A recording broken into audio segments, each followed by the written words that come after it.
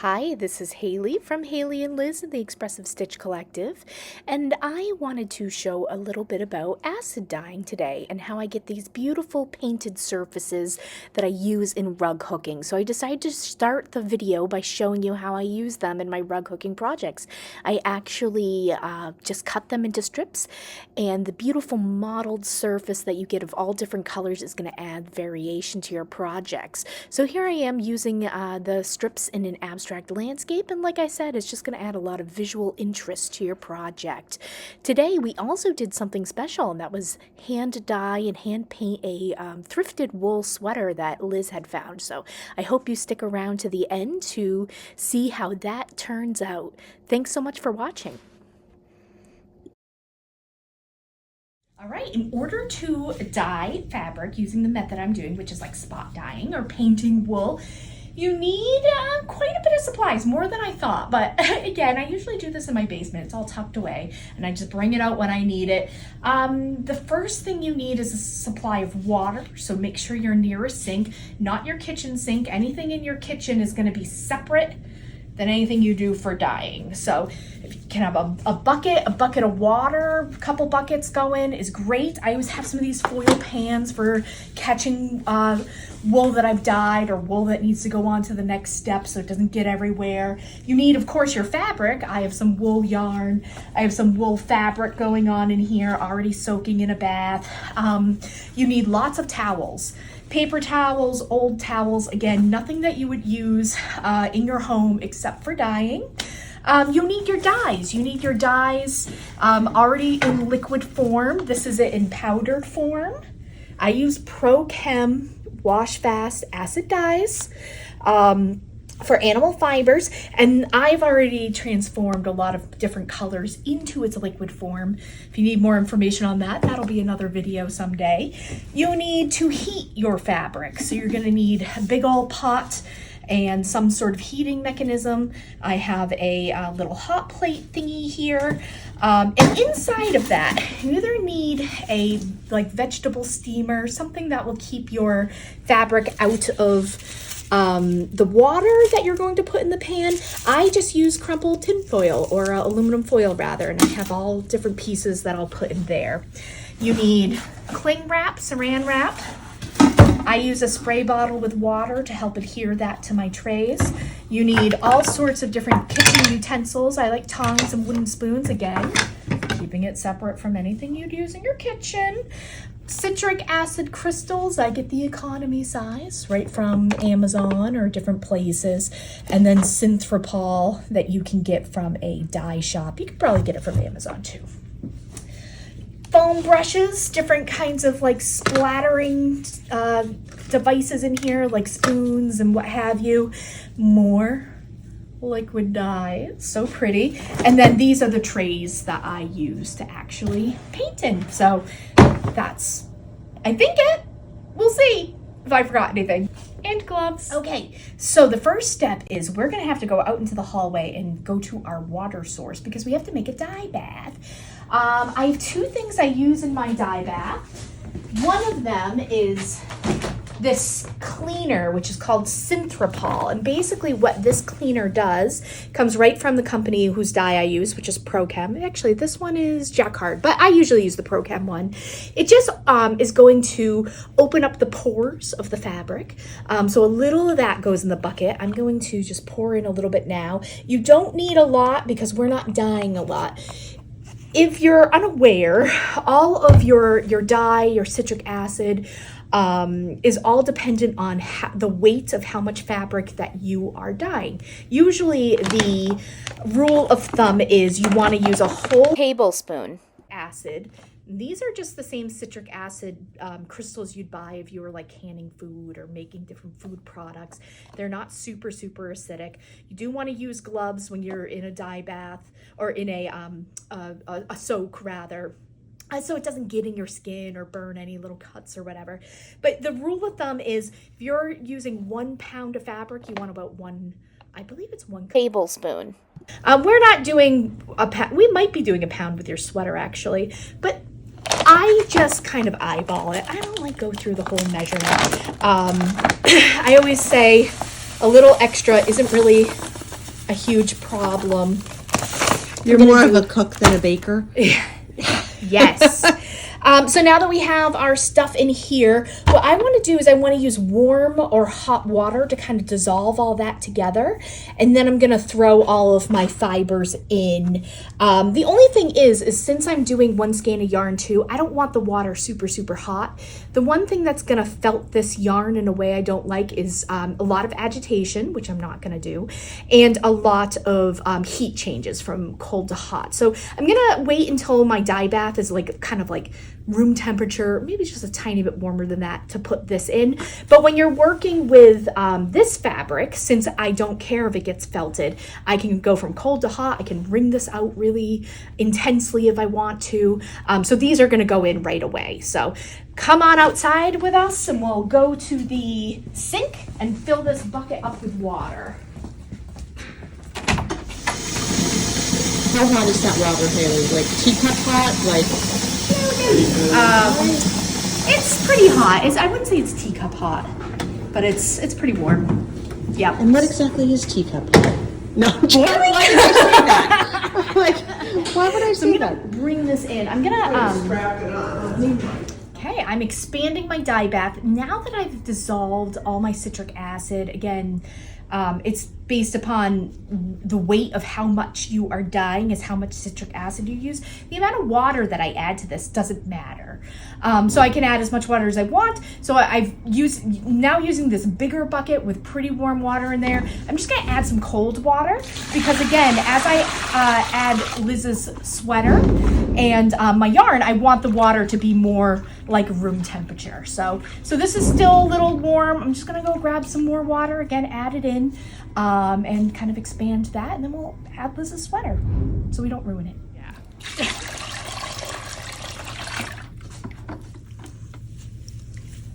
You're so brave. Like, I would be like, oh God, it's gonna get jumbled. So the water is it's like a tiny bit colder than room temperature, but it's not gonna shock my yarn into wanting to change textures. Should I put your sweater in? You ready? We can do that. Let's put it in. Okay. So you just wanna, again, like with the yarn and the sweater, you just wanna lay it in. Don't agitate. But just lay it on top. It's a thirsty sweater. It is. Let it get soaked. Just make sure it's fully submerged. And now we wait. Okay. Oh, I got water in my gloves. Run to the eye wash station. Liz was saying that she washed this sweater recently, and I was just like, how did you ever wash it? What did you do? Yes, so how you wash a wool sweater. So you may find like a vintage wool sweater at a thrift shop, or you might just have a wool sweater you need to wash and you're a little bit terrified. Because as Hayley mentioned earlier, the one thing you don't want to do with wool is heat and agitation and changes in heat, because it will cause the wool to felt. Wool is a fiber that has barbs on it that come out, and when you start agitating, they all come together and they start locking onto each other and compressing themselves. And that's why if you take a beautiful cashmere or merino wool sweater, throw it in your washing machine and your dryer, it comes out like, for your dog size. So what you can do is, since you don't want to agitate, you use a soap that is meant for wool items. I use Eucalyptus, and the reason you use this is because it doesn't have to be rinsed out. If you're a knitter, you wash your sweaters just the way you block them. If you're not a knitter, don't worry about that, because I'm going to tell you exactly what that is. So I use cool water. I'd say room temperature, tepid water. I use a tiny bit of Eucalyptus, and that's like EUCLYN. I don't have it here. You can get it on Amazon, or if you just put, wool hand wash soap, something will come up. There are lots of brands. You let it soak in that water, and you saw Hayley pushing the sweater in. I do kind of do that. I push the sweater. This particular sweater, because I was hoping it would come clean. I'm not gonna lie, I've never done this before. It was sheerly experimental. I added a little bit of borax, which can be like a laundry booster. It's a natural, naturally occurring thing. So I just let it soak. I kept not agitating, but just kind of, I'd call it massaging. And I look for the water. I have another sweater I washed at the same time in a different container. That sweater, let's just say, was dirty. So you start to see, I like to use a container that I can see through. So I'm like, ooh, the water's, clear, not clear. This water just stayed clear. Then what I do is almost like I'm straining pasta, I pour the water out. I'm not, pour it out, and then I don't have to rinse anything because the soap doesn't have to come out. So I have towels ready, usually on the floor, several beach towels, and I'll take that sweater and very carefully supporting the weight of the sweater so it doesn't stretch, I will then place that sweater on the towel, flatten it out as much as I can, being very careful not to pull or stretch. I mean, if you picture like a stretched out sock or a stretched out t-shirt, that's what you're trying to avoid. Then I roll those towels up so you have sort of like a nice little Swiss roll of a sweater, and I literally will stand on those towels to soak as much water out as I can. Then what I do is I take another pair of towels usually, or depending on the size of the sweater, you can just fold the big towel in half, and then I very carefully lay the sweater out exactly how I want it to dry. I form it. You want it to be almost like you've ironed it. It's how it looks on the towel. You don't want rumples, you don't want wrinkles, you don't want janky arms or anything, because however it dries, that's how it's going to look. This, might I add, is a wonderful time if you do have a sweater that maybe has shrunk a little, or maybe you have expanded a little, or maybe you knit it or bought it when crop tops were super popular.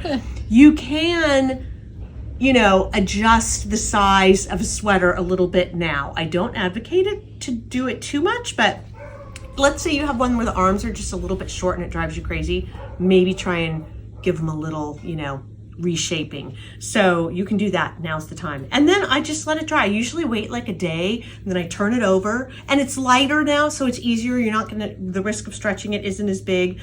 And again, lay it out very carefully, let it dry again, then changing the towel out if it's damp. And yeah, going back and forth, flipping it like a pancake is important, because you don't want to get that odor of, there's nothing worse, wet wool or a mildewy smell. So it is a bit like, having a baby for a few days. You take care of it until it's dry. But yeah, that is how it's easy, but it's, and there she blows in there, the sweater. Which is I just love, this is my favorite right here. These pretty. I know. Cool. Yes. Thanks. Awesome. Well, we'll see that in a little bit. I bet you haven't seen anything that exciting in a long Once we time. take it out, we'll be seeing some of that. So yeah. Awesome. Thanks, Liz. Kind of come down here.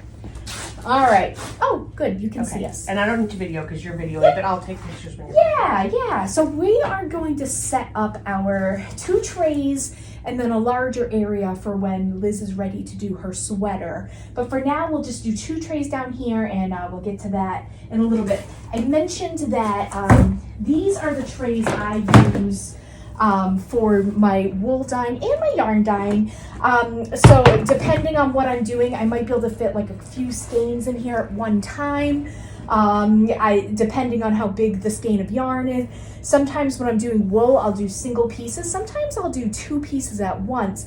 I'll show you that tomorrow or when we get to the dyeing, because sometimes I get like a dark piece on top, and then the other side is like almost like a ghost print of that. So it's like a little bit lighter.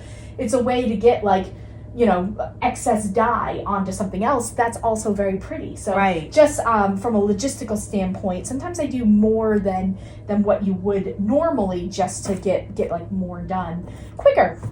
And the other thing that I have is a spray bottle with just regular water in it. And the reason why I have this is because I spray, if this was open, I spray water inside of this tray in order to get my cling wrap to actually cling to the sides. That is like it's really genius. It's very difficult to get this stuff to stick. How did you figure that out? I don't know. It's a good question. My gosh. Then what I do I love a good food I know, service having roll. a good food service roll is key. Shoot, I think it might be. You want to make sure it's not sticking to itself, but I think we're good. Okay. I think we're good because you can really just bring it across. I actually like to kind of do two, so I'll do one stuck to one side. I know that it's kind of hard for you guys to see, but one is over kind of to this side. Here.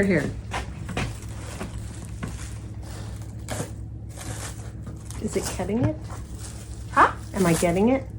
You are getting it. And I kind of get it up on all the sides. Whoop. I might have to do three because that one's a little awkward, but only because I'm showing you guys. Whoop. Over like this. Again, the wetness really helps. That is really amazing. And then again, up on kind of the side. And I'm going to do one more just because, again, I was a little bit awkward. It's not, unfortunately, it is one-use plastic wrap. So it's, sometimes I'm like, oh, this feels like so much waste. But I haven't really found a better way. Why don't you do this. it right on the plastic of the container? Will the dye permeate it? Well, that is something I'm going to show you when we get to dyeing because once I put down my fabric here and I paint it, I'm going to jelly roll this with the plastic in between itself, basically, as it's rolled up. Wrap it up, and then that is what we steam. So that is why you need the plastic. Oh, that makes sense. It makes like a little pocket. I remember we did that in monoprinting. Yep. Now that you say that. Yep. Yeah. So we'll do that one. Do you want to try this one? Sure.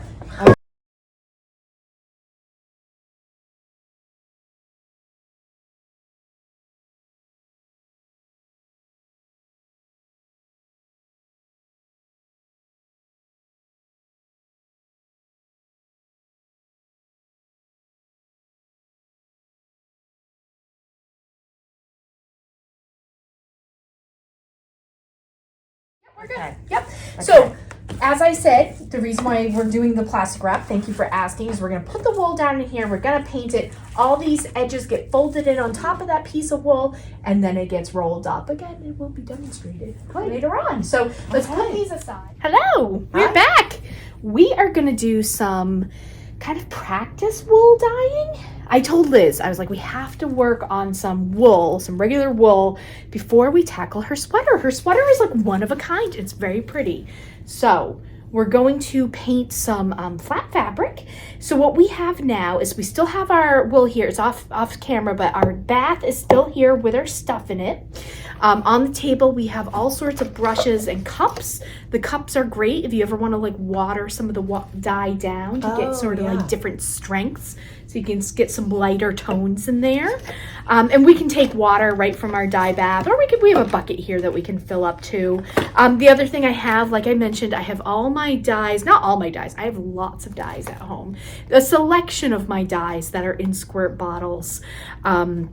Already in their liquid form. This is the kind of the regular medium strength, so that that Prochem kind of the amount of water you should mix with dye to get kind of like their medium strength. Kind of your starting point. That you could water down even more. If you wanted like a really intense dye, you'd add more powder, but they don't really recommend that. Anywho, so the first thing we're gonna do is we're gonna throw on some gloves. Both of us get some gloves on, and then we're going to, you always want clean gloves every time you're going into your acid bath. Making sure that you're not putting dirty gloves in there because that'll contaminate your bath. So just watch that. And I'm taking, again, I am off camera here, but I am taking, this is the wool fabric, right? So I can be rough with this because I don't mind that it's gonna felt up. And it's been soaking for a little over an hour. So I'm wringing this water out. The thing Should I do the other one? Actually, I'm gonna take this. This is two pieces right here, but they're connected. Practice. Okay. And I'm gonna, I'm actually, before, I should have done this before I put it in. It doesn't really matter, but I'm just gonna take a pair of scissors and snip this so I can cut it in half. And so that we can both work on it. So I'm just like I said, wringing out as much water as I can. I'm going to be left with like a damp piece of wool. So let me put that in there for a second. Grab some scissors. Now, my wool, when it comes in the bolt, it is 60 inches long. So I have a piece here that's about 12 inches. Now this is gonna shrink when I put it in the dryer. It's gonna become about 10 inches. But it's about 12 by 60 inches, but it's folded in half. So I'm just gonna snip it. So now it's about 30 inches by 12. Okay. And it'll shrink down to it's the perfect size. Yep, about 10 by 20, 24, 26. Okay. So let me tip the camera down so you guys can really see what we're doing here. Sorry, I know this looks awkward. Here we are. Look at that. Perfect. And so what I'm going to do now is decide which colors I want to use.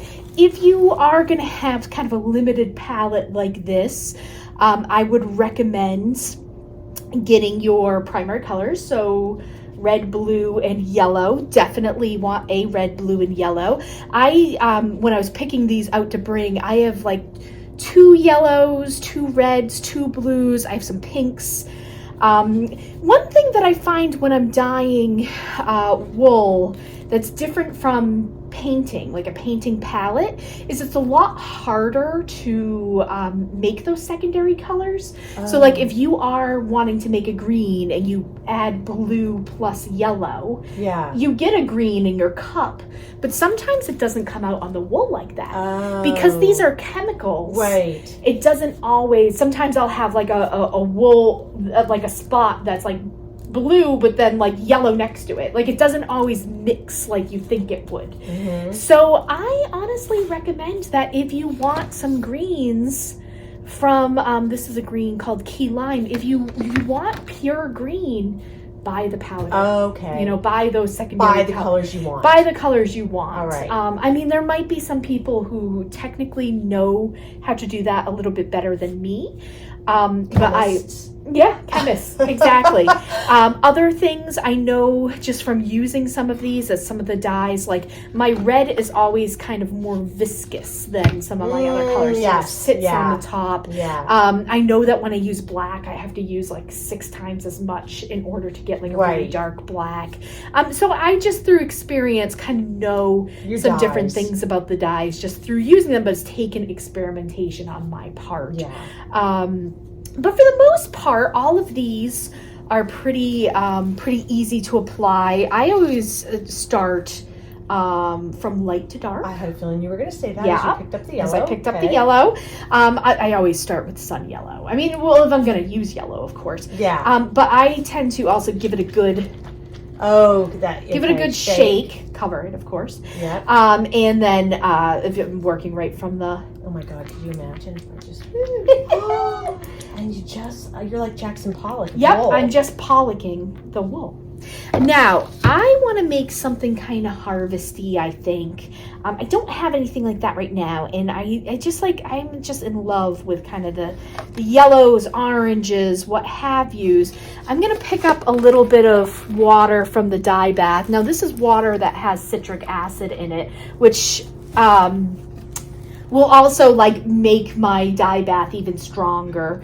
You can never have like too much citric acid. So it's going to help this permeate? It's going to help it adhere even better. I'm going to take a little bit of that water. I'm deeming my clean cup of water. I'm just going to pour a little bit in, and I'm going to go in with golden yellow, and I'm just going to add the dye to this. Now, golden yellow, even though it's called golden yellow, I know is going to come out like bright orange because that's what color it is.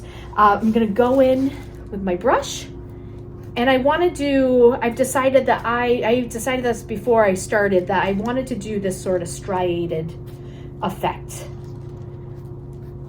You can see, because the wool is just sort of damp, that I can really get those sort of hash marks with my brush. So it's as simple as that.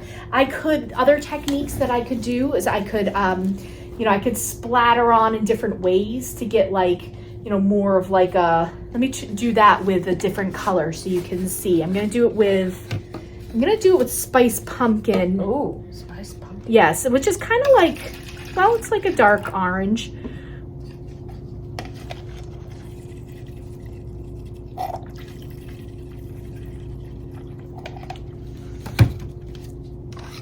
Let's see if I can get the effect I wanted. So I'm really gonna saturate my brush and kind of do like a, oh, nice. get like different kinds of marks. Whoops. Here. Thank you. Another thing you can do, you can actually, I'm not going to do it on this one, but you can take different colors, water them down a little bit, and you can pour them on as well. Oh, I wondered about that. Yep. Okay. The only thing is that you do want to try to not get this Because too then it's going to wet. become muddy if it Exactly. starts to... The wetter that you make it, the more water you use, the muddier this is going to become. Okay. So if you want to fill in the whole thing, a lot of times what I do is I'll take something like, maybe a quarter cup of wool, and I'll do that first. A quarter cup of dye. Yeah.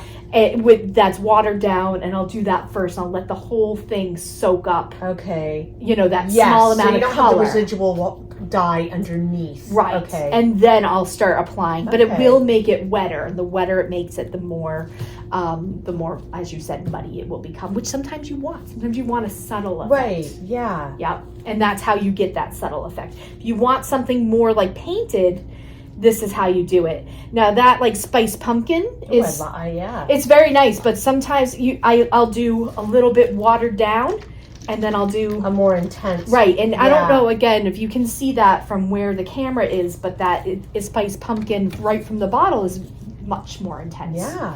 Yeah. So Ooh, what do you think? Oh, one more thing is that right now you might notice that I have more going on down here than up here. Also can be very interesting if you do different treatments on different areas of you're going the to wall, cut it up 'cause you're anyway. going to cut it up. So you Okay. can actually, you can do like very long.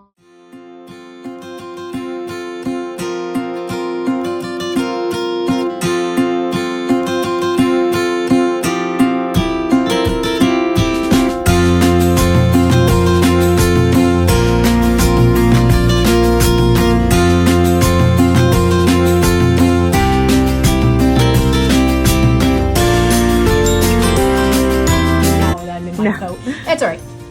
Hayley's getting ready to head out for a haircut, which we've done before on a video, so Yes, it's a we theme. have. Yeah. So we're gonna roll these up. So I'm just taking all the excess cling wrap that's on the sides of my tray, just folding it in, and then I'm taking my piece and just folding it up, or rolling it up, I should say. So that now as it rolls, like a little jelly roll, none of the pieces of wool, like surface area of the wool is touching itself, it's just touching the cling wrap. And we're gonna steam them. So we'll show that when we want to, what we do. So I'm gonna leave this here for now. Okay. I gotta do my haircut. Woo!